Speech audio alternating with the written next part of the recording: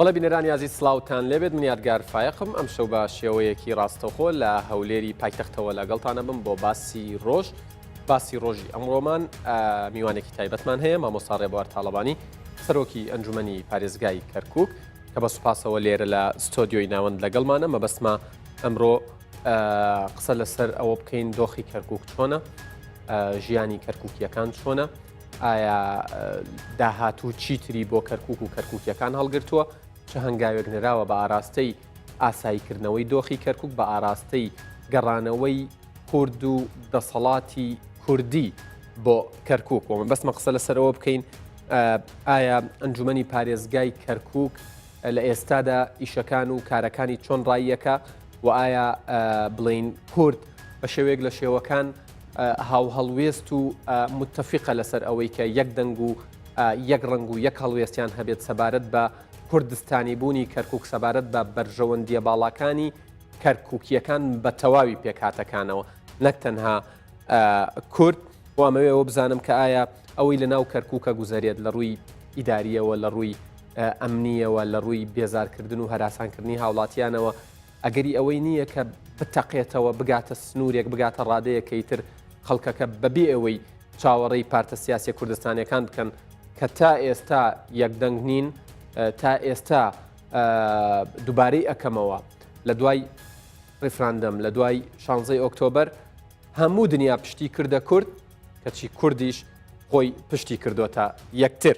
من زیاتر ناڵێم بۆ ئەوی زۆرترین کات بۆ مامۆستا ڕێبوار بێت مامۆستا ڕێبوار تاڵەبانی سەرۆکی ئەنجومەنی پارێزگای کەرکووک زۆر سپاس بۆم دەرفەتە ماندوو نەبن با لە پرس کۆنفرانسەکەی ئەمڕۆی جەنابتانەوە داخلی باسەکە بین بۆ ئەم تەوقیتەتان هەڵبژارد و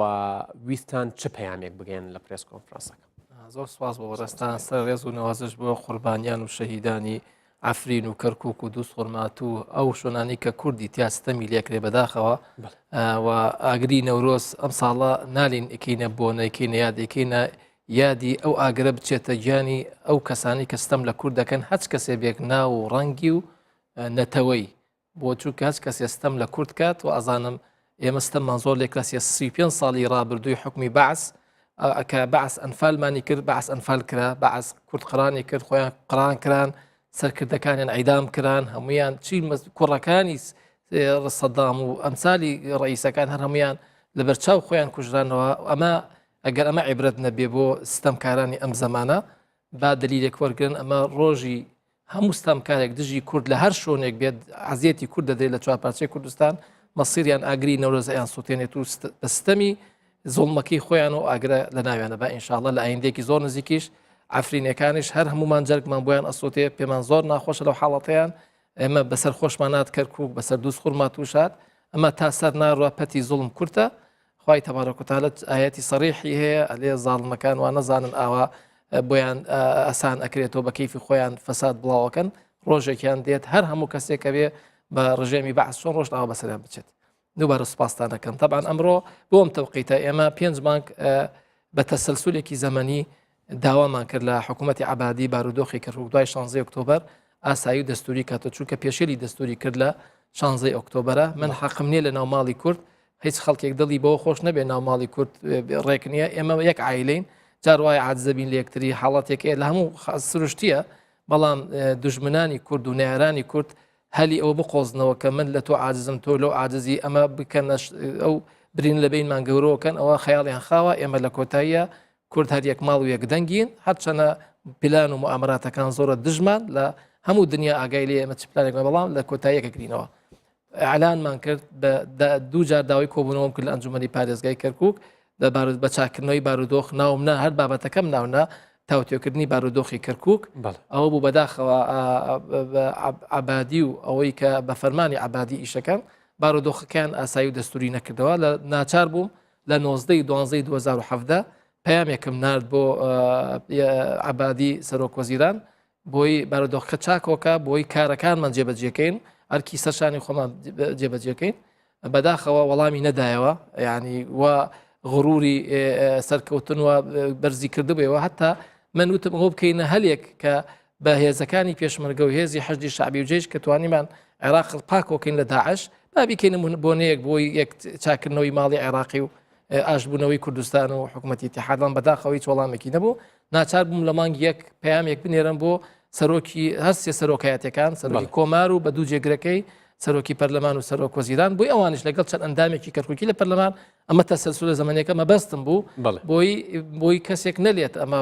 کەس بە وەسیقەش ئەمەی نردومە ئەوە بوو بەداخەوە تاکوم سەوەڵامیان نەبوو سێ سەرۆکایەتەکەش وتم ئاگاتان لە بابەتەکە بێت چونکە ئێمە کە خەڵکی شاری کەرکووک ئێمە نوێنەرایەتێکمان پێش پێدەوە لە قۆناغێکی تاریخیە بێ کەرکی خۆمان جێبەجێکەین و من بەڵێنشمدا لە 18 ئۆکتۆبەر وتم هەموو کەسێک سزا ئەدرێت کە دەستی هەبێت لە ئازیێدانی هاوڵاتی بە پێ مادە دەستوریەکان کە لە عێراق هەموو عێراقیان دەنگیان لەسەری داوە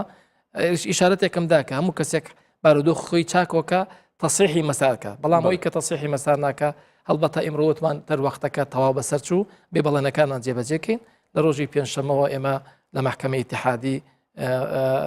سکاڵای خۆمان تۆمار کە دژی سەرۆک وەزیران کە پێشێری دەستوری کردووە ئەبێ محکەمەی ئیتیحادی ئەو بڕیارانی کە داوێتی لە 16 ئۆکتۆبەر هەر هەمووی ئیلغا کاتەوە بلێنا دەستوریە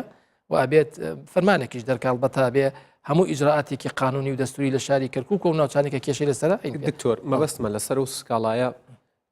یەک تۆز زیاتر بوەستین یانی ئێوە ئەم سکاڵایەتان لە محکەمەی لە دادگای فیدراڵی عێراق تۆمار کردووە دژ بە حکوومەتی عێراقی دژ بە شەخص نییە ئەو کەسانەی کە بەرگریەکەن پارێزەرەکان تەواوی دوکومنت و بەڵگەکانیان لە بەردەستە سەبارەت بە پێشێلکاریەکان ئەوەی کورد و غەیرە کوردیش کردوێتی بەڵێ بەڵێت ئمە دۆکۆمنتێکی یعنی غایەت بە دەرمان لەژێر دەسا ئەتاکۆم یعنی ئەتوانی دەستنیشانی ئەو هەندێک بەرپرس هەن لە پەرلەمانی عێراق خۆیان و کوڕەکانیان لە حکوومەتی عێراقی هەمووی تەسویر کردراوە لە دۆستخۆرمات و لە کەرکووکچیان کردووە هەر هەمویان ئەبێ محاسبە بکرێن محکەمەیەکی عسکەری ئەگەر هەبێ بێ هەمویان محاکەمەی عسکەری بکردێن و سزا بدرێن ئەمە هەر هەمووی دۆکۆمنت کردراوە یەکەم قۆناغ ئەوەتانێکە بێت عبادی خۆی تووشی مشکلە نەکات چونکە عبادی خەرقی دەستوری کردووە پێشەرکردنی دەستور لە هەموو شتێک گەورەترە چونکە لە ژێر پەردەی دەستورەوە ستەم کراوە لە نەتەوەیەک نەوەکم بەس لە کورد لە عەرەبیش کراوە ساتەش بەردەوامە پێشێلکردنی هەتا ئەم ساتەش بەردەوامە چونکە من وەکو لە پیاداشتەکە بە عبادی وتووە بارودۆخەکە ئاسایی و دەستوری کردەوە ئەسکەتاریت قبول ناکردرێت من ئەمڕۆ پەیامەکە بۆ کۆنگرسی ئەمریکیش بوو کۆنگرسی ئەمریکی پاڵپش بە دەستوری ئەمریکا ئەو قەرار ئەدا چەک بە کی ئەدا بە کام شەریکە مەجای پێ چەک بدا و چەکیش بەکات بەلایەک بدرێت کە بەکاری بێنێ بە شێوازێکی تەندروست دژی باوڵاتی خۆی نەبێ بۆی ئێمە سکاڵەکەمان هەم لە ڕووی نێودەوڵەتیە سەرکەوتووە بێ ئینشەڵام لە ڕووی عێراقیشەوە دڵپشتە بە دەستورە لەناو ئەنجومەنی پارێزگای کەرکووک پێکاتەکان و لە پارتە سیاسیەکانی کوردستان با بڵێن باشوور هەموو پاڵپشتانن ینی بەشێکی زۆر بەڵێ پاڵپشتمانن یعنی لەوانەیەک چەند کەسێکەویش حەزەکە پاڵپشت بێت بەڵام لەوانەیە بارودۆخەکەی سەر نەگونجێت بێت نایبکات ناوم سکاڵە ئەگینا من لەسەر ئێمە قەزایی ئستیفتا و ڕیفراندۆم و عەلەم 5-6 جۆر خەڵک سکاڵی لێمە تۆمار کردبوو لە عەرەب و لە تورکمان و لە شیعە و لە سونە و تا دوایی ئێمەش ئەمە خەڵکێکیسە زۆر سکاڵی تۆمار کردووە لە مەحاکمی تحقیق سکاڵەکان زیاد لە 1000 تێپەڕی کردووە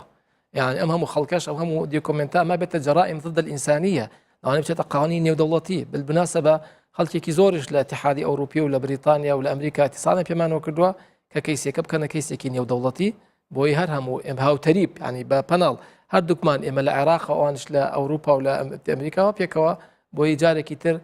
ئەوەی کە ڕژێمی بەعس بەرامبەر بە کوردکردی ئەنفالکردن عەرەب بەعس 162,000 کەسی ئەنفال کرد لەم پرۆسی 16 ئۆکتۆبەرە 166,422 کەس ئاوەرە بووە یعنی هەر ڕقەمێکە نزیکە لە ئەنفال ئێمە جا فەرقی چێ لەگەڵ ڕژێمی سەدام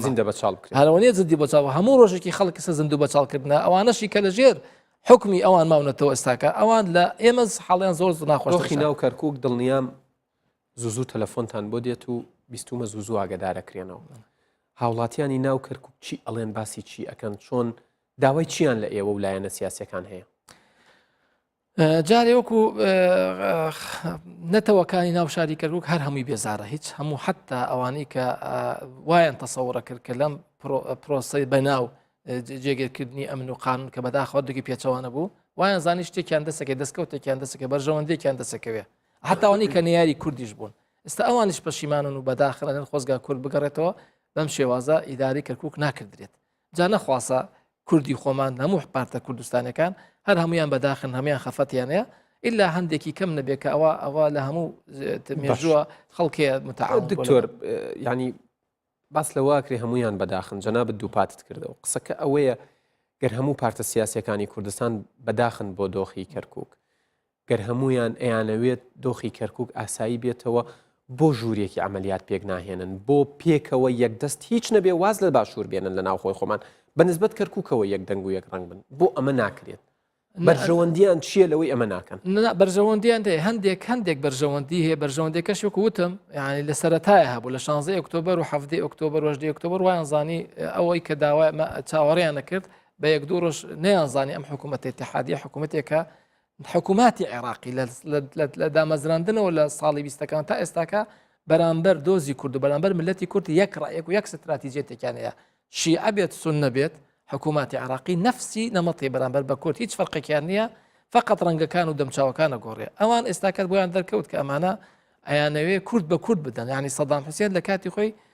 موامەرەیەکێ بوو مستەشار و ئەفوازی خەفیفی دروستە کرد خۆ ئەوێت کورد جاشێک بکوژێ هەر کووردە و پێشمەرگەیەکی شەهید بێت هەر کووردە هەمان سیاست ویستیان ئەو بەکاربێننەوە شەرخێک دروستکەن لە بینی حیزبە کوردستانەکان بۆی یەکتری لۆمەتبارکەین کە لە ساڵحی کەس نییە ئەوە طبعا هەندێک خەڵک طبعا لەژێر ئەو فشارمانەوە تازە توش بوونە وەکو چۆن هەندێک مستەشار توش بوون و نهاتنەوە ناو کوردستانەوە سەرخۆیان هەڵگرت ئەو کەسانە ئەبێنێتەوە تا ئاخر لەحظە ئەوێ بەرژەوەندەکەی دەستکەوێت لەو حکوومەتە بێتفاقی کە ئێستا خۆی هیچ زانیاریەکەی لای جەنابەت بۆی بینەر بیزانێ سەبارەت بەو هێزەی ڕۆژتۆتە کەرکووک ئەمڕۆ ئەوە بۆ حیسابی کە زیادی نەورۆز بکەنەوە سبەینێ طبعا دوایەوەی کە ئزنی وەرگرتووە لە مەعانە سەعادیەک کە داگیرکەرە و کاتوتە ناو شاری کەرکووکەوە بەبێگیراوە بۆی بچن ناو شارێکی کوردستانە بۆی بچەند بۆنەی یادی نەورۆز بکەنەوە لەوانە لە تۆ خاوەن ماڵیت و ئزن لە بێگانە وەربگری طبعا بەداخەوە مەشکە حاڵەتێکی نەخوازراوە خۆزگەوە شتاکان باو بووە وترا من بوومەتە بێگانە و بێگانە خاوەن ماڵەکەیت بڵێ ینی بەداخۆیان من وەستا لە دوای 75 ئەو نەکسی کە بەسەر ملەتی کوردات حتى ئەو کاتەکەم بەبیرم دێ بۆ کەرکووک شێخ زەحفەریان کردە محافظ هێشتا دەسەڵاتی زۆر بەقۆتر بوو لەم حاڵەتی کە ئێستا کورد تایەتی لە ناوچەکانی هەرێمی دەرەوەی هەرێمی کوردستان و کە مادی 140 دەکات ینی نابووە بۆ حاڵەتە ڕازی بین و بۆ هیچ ئینسانێکی بەغیرەتی کورد ئەوە قبول ناکات بەڵام هەر چۆنێ بێت ئێستاکە ئەوانەی چاوەڕێی فەرجێکن بۆی کە هەمومان ماڵی کورد خۆی بگرێتەوە تۆکمە بێتەوە کوتم پەرتەوازەی ماڵی کورد تەسیر لە هەمومانەکات قانزازی کەسیتیانێ مطلقاً ئەوانشی کە هەستەکەن کە هەڵەیەکیان کرێت لە قۆناغێکی زەمانی ئەوانش سەکە پەشیمانن حەزەکەن وەکو دوێنەکە بیستان لە لزانی تحقیق بکرێتەوە با سەرۆکاتیاریان بیکە بە سەرۆکۆزیران بکە ئەمە حەنگاوێکی زۆر باشە دوێنێکە تەسریحات ئێوادەن محافظی کەرکووک کەس کەسێ بێ مشکلی مهم کورد بێ ئەمانە هەمووی دڵخۆشکەرە هەتا تورکمانەکانیش گەشتنە نەتیجەیەک و ئەڵێن مشکلێنی هەر کوردێ بێت و با کورد مەحەلداران تورکمانی بۆ خۆمان بێت ئێستاکە ئەوانش ئەنگاوێک هاتنوتە پێشەوە واتە بۆیان دەرکەوت کەم حاڵەتێکی ناتەندروست و ناتەبیعیە کورد دەبێ باوەڕ بە عەرەب و تورکمان و پێکاتەکانی دیکە بکە لە کاتێکە ینی هەندێک زانیاریم لای من هەن کە لایەنێکی پارتێکی سیاسی کوردستان و تورکمان و عەرەب بە شێوەیەک لە شێوەکان ڕێککەوتون کە جەنابتانی قالە بکەن لە پۆستەکە دوورتان بخەنەوە بەتەمەنترین کەسی ناوبین کە جەمال مەولودە و ینی بکەن بە سەرۆکی ئەنجومەنی پارێزگا و دوایەوەش لیژنەیەکی ئیستیشاری بۆ لە 3 کەس بۆ بەڕێو کە کورد و عەرەب و تورکمان بێت بۆ بەڕێوەبردننی ئەنجومەنی پارێزگای کەرکووک ئەمەوێت وەڵامی تۆ بزانم لە ڕووە یاساییەکەوە و لە ڕووە ئیداری و ئاسایی بوونەکەی ینی ئاسایی بوونی ئەم حاڵەتەش تا چەندەمە ئاساییە ئەمە دەبان ئەمە هەنگاوە زۆر ئەم هەنگاوە محاوەیان زۆر کە تەبان جارێ ئەوەڵەن کورد و تورکمان و عەرەب و کریستیان جیاکەینەوە لە پارتە سیاسیەکان خوازی ملەتی کورد لە شاری کەرکووک ئەوە نییە و تورکمانیش ئەوە داوا ناکە و عەرەبیش ئەوە داوا ناکات چونکە وەکوتم هەر هەمویان متەزەڕن هەر هەمویان بەڵام وەکوتم چەند کەسێک لە ناو چەند حیزبێکە کە بەرژەوەندێکی تەسکی خۆیان هەیە ئەیانەوێ ینی بە خەڵک بلێن ئەو هەنگاوانی کە کراوە دوای 16 ئۆکتۆبەر لە بەرژەوەندی خەڵکی شاری کەرکووکەکە بەداخەوە هەندێک لەو کەسان هەتا کۆمسە بە پێچەوانەی تیارەکاتن بەڵام وەکوتم دووبارە هەتا تەسریحاتی دوێنێ و پێرەکە قەناعەتی کورد و تورکمان و عەرەب و سوننە و ئەنەگشتی پێیان خۆشە دووبارە پێکەوە ژیانەکەی پێش 16 ئۆکتۆبەر بگەڕێتەوە حاڵەتەکە بواردۆخە بەڵام ئەم حاڵەتەکە ئەکردێ کردیان لە دو مانگی دەکردیان مانگی 11 کردی مانگی 12 کردیان ئەمە جارێ پێشەوە پاڵپشت نیە بە هیچ یاسا و دەستورێک یعنی غڵەتێکی ئیمڕۆ من لە تەسریحەکەی وتم ڕاکان سعید کۆمەڵێک بڕیار و تعلیمات و ئەوامەی دەکرێت هەر هەمووی پێچەوانەی دەستور و یاسایە ئەمە وا نەزانێت دنیا ئەوە ئەڕاتە ڕێوە و ئینسان لەوانەیە هەڵەیەکی سیاسی بکات دوایی پەشیمان بێتەوە کێشە نییە بەڵام هەڵەی قانونی و دەستوری ملاحقەی لە پشتەوەیە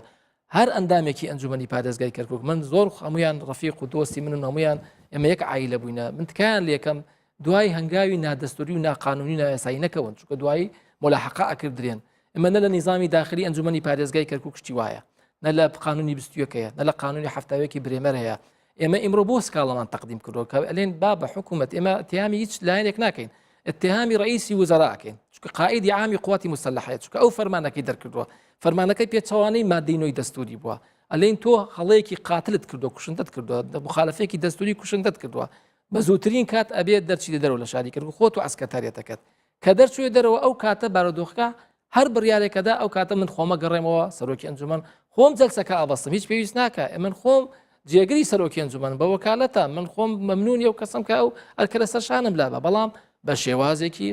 قانونی یاسایی دەستوری لە نظامی داخلی ئەنجومەنی پارێزگای کەرکووک نییە ئەکبەر سنن بێ جەلسە دروستکە ئەوە غەڵەتە ئەوە لە یەکەمین جەلسە لە ساڵی 2005 کردمان مامۆستا عەلی ساڵەی بۆیە سەرۆکی ئەنجومەن بۆ کاتی بۆ مودەی 2 سەعات بوو دوای سەرۆک ئەنجومەن هەڵبژێرا محافظ هەڵبژێردرا دوای 13 ساڵ بگەڕێیتۆ بڵێ حاڵتاکەم و نە لە نظام داخلی بێ نە لە دەستورە بێ نە لە یاسا بێ نە لە 21 بێ نە لە هەفتاوێکە بێ ئەمە خەتەیەکی قانونی قاتلە کام وایە لەو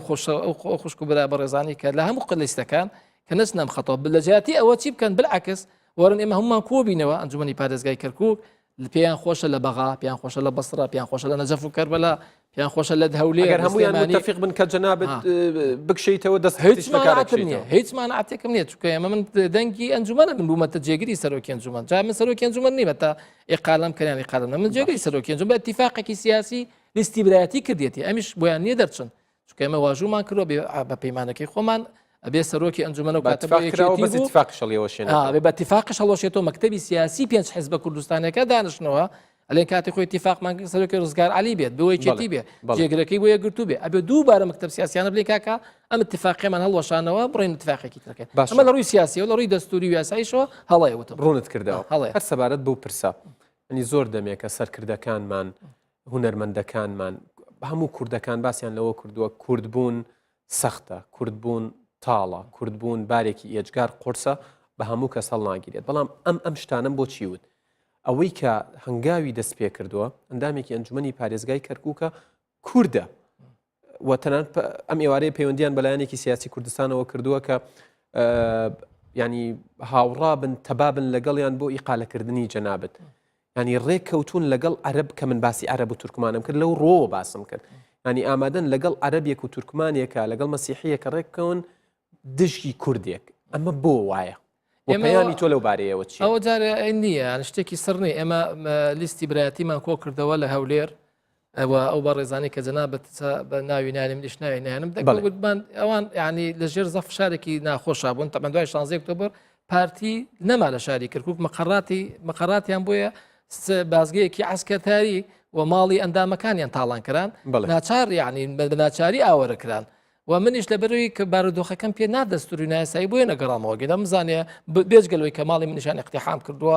ممتەلەکاتی من دەستکاریان کردووە پێشەری دەستوریان کردووە ئەوان ڕیسالەکانەوە کاتەوە بوو یان بگەڕێنەوە بۆ کەرکووک لەگەڵمانە پێکەوە خەباتەکەین بۆ جارێکی تر هەڵبژاتنەوە یانش ئێمە مضطر ئەبین لەگەڵ تورکمان و عەرەب اتیفاقەکەین بۆ پڕکردنەوەی ئەو فەراغە ئیداری کایە ئێستا 25 مدیر لە کەرکووک لا بردراوە لە کورد لە جاتیەوە تورکمانی شیعاتەوە شوونەکەی هەتا نیان داوەتە عەرەبیش نانداوتە تورکمانی سونەش بە تورکمانی شیعیاندا مەوازەحە بە تەشیعکردنی شاری کەرکووک ئەم هەنگاوانە دووبارەیەکەمەوە ئێمە بە پێکەوە جوانین هەموو حیزبەکان پەیڕەوی ناوخۆمانەیە یەکگرتو یەکێتی پارتی هەمومان باسی یەکریزی ملەتی کوردمان کردو باسی ئەومان کردووە ئەمە خزمەتیەوە یەکریزیەکان نەخێر باسی پرسە نیشتیمانیەکانمان کرد بە کۆی دەنگ بکردێ ئەمە پرسێکی نیشتیمانیە کەرکووک دڵی کوردستانە قودسی کوردستانە دڵی هەموو چوار پارچەی کوردستان و قودسیە چوار پارچەکەیەتی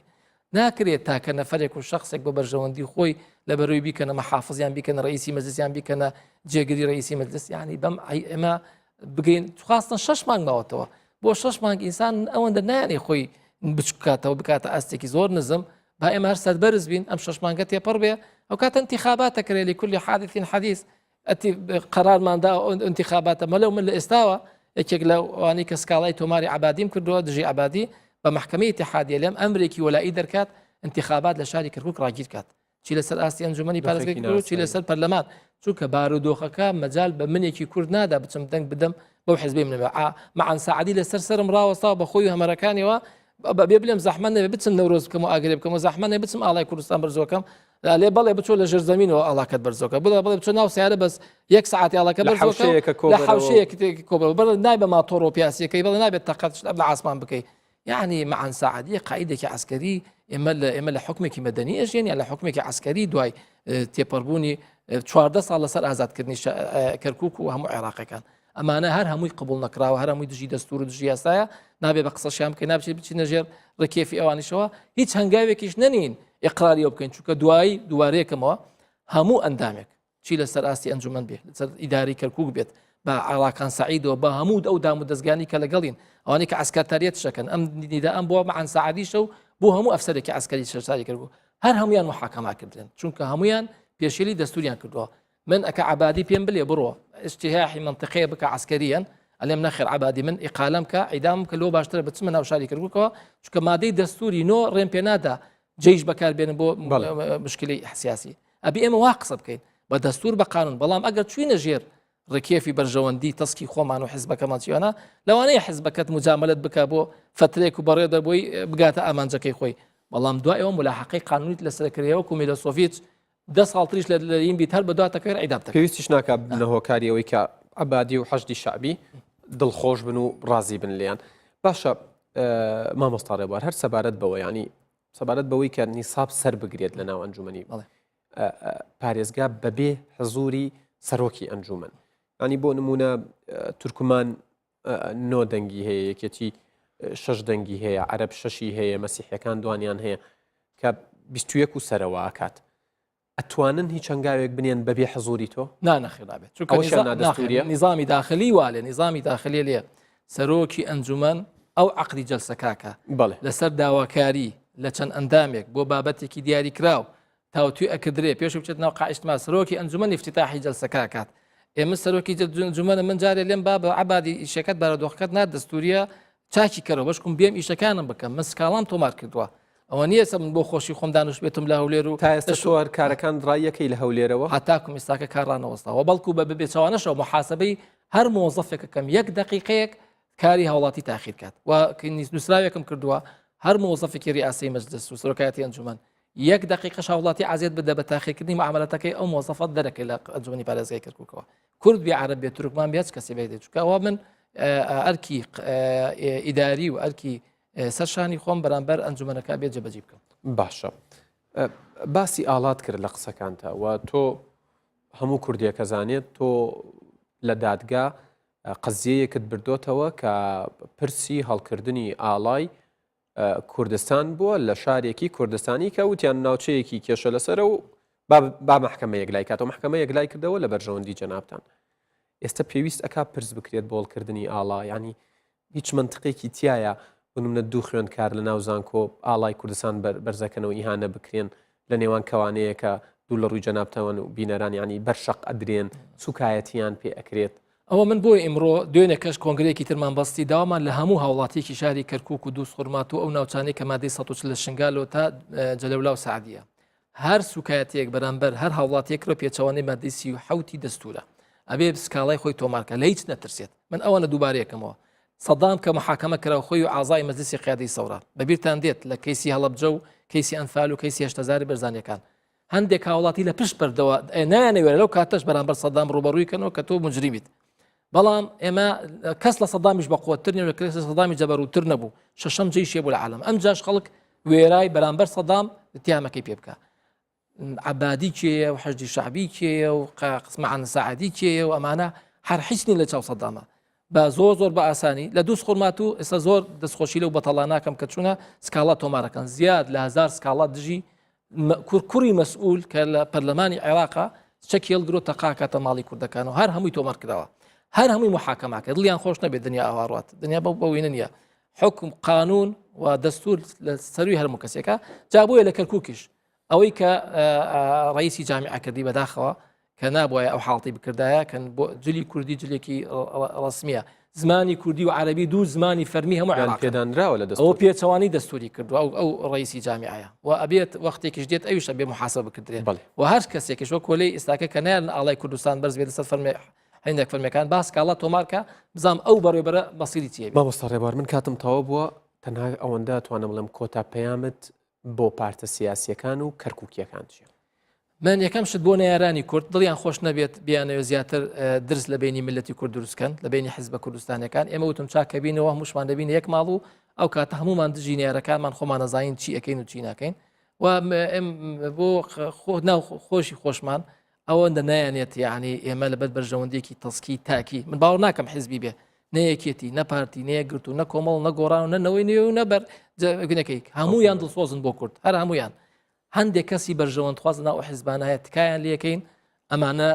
دەرکن لە ناو حیزبەکانیان بۆی ئەمانە دوژمنی کوردن ماڵی کورد پەرتەوازاکەن ئەگینا پەیرە و پرۆگرام و استراتیجێتی هەموو حیزبەکان یەک لە یەک جوانترە بۆ کەرکووکیەکان بۆ کەرکووکیەکانش بە تایبەتی تووشی ئەو هەڵەیە نەبن تکایان لە یەکەم چونکە هەڵەی دەستور و یاسایی بە دوایەنەکەوێ بەڵام هەڵی سیاسی معالەجا کرێ بەڵام دەستوری و یاسایی خۆیان بەرپرسە بن مامۆستا ڕێبوار تاڵەبانی سەرۆکی ئەنجومەنی پارێزگای کەرکووک زۆر سوپاس بۆ زانیاریەکان سوپاس بۆ کات و دەرفەتەی بە ئێمە و بە بینەرانت بەخشی بەڵێ بینەرانی ئەزیز باسی ڕۆژ لە هەولێری پایتەختەوە کۆتایی هات تا باسی ڕۆژێکی دیکە ئێوە و کوردستان لە ئەمانەتی خوادابن کاتێک